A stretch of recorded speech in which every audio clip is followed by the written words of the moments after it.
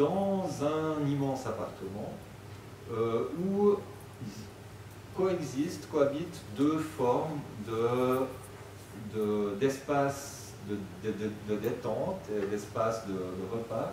Donc on voit en jaune pâle les espaces les plus collectifs, et puis à l'intérieur des groupes bleus, vous voyez que les habitants peuvent disposer là aussi d'une petite cuisine, voire d'un petit séjour attenant à leur chambre, avec leur propre cellule sanitaire.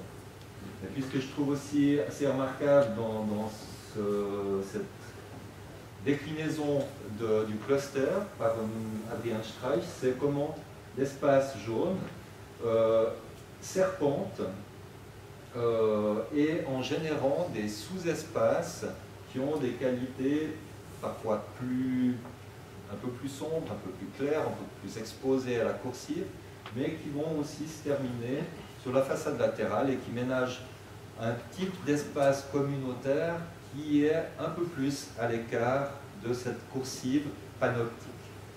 Vous avez montré l'image du familistère. Voilà, mais c'est intéressant parce que je pense que dans la production typologique du logement coopératif, cette référence, pour nous architectes, elle est très forte.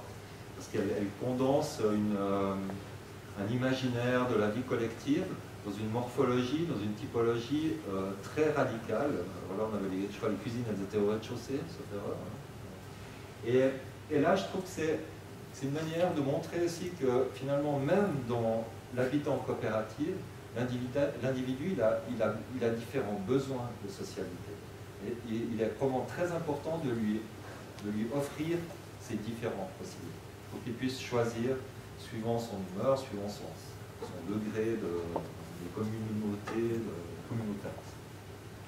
Et un dernier projet de Zurichois, de Duplex Architects, qui propose lui aussi un plan pour la coopérative Meralswohnen de logement de type cluster, cette fois sur le thème, on va dire, d'un empierrement de cailloux entre lesquels l'espace commun, à partir de la cage d'escalier jusqu'aux espaces des prolongements extérieurs, s'écoule et, on l'imagine, va générer de très belles relations visuelles et de gradation, comme je l'ai dit avant, d'espaces communautaires à l'intérieur d'un appartement.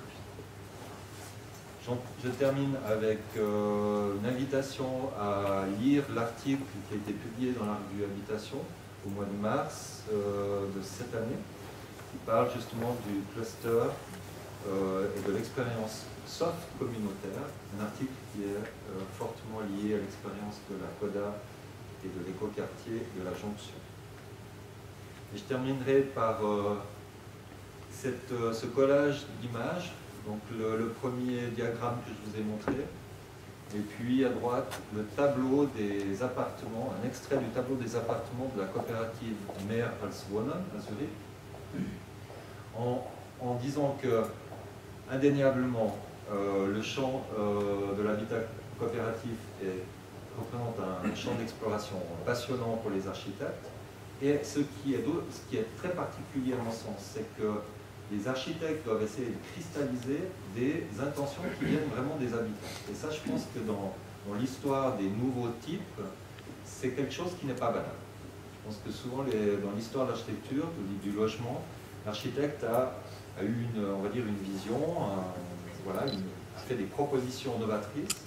Là, il y a vraiment une rencontre entre un programme, des intentions qui ne sont pas toujours faciles à cristalliser en programme, et puis une réponse typologique qui doit aussi répondre à la durabilité, via la flexibilité, via parfois la compacité, via l'économie, l'écologie, qui doit répondre à la durabilité par l'évolution possible de ces typologies, parce que peut-être dans 20 ans, les coopératives auront envie de se réorganiser autrement.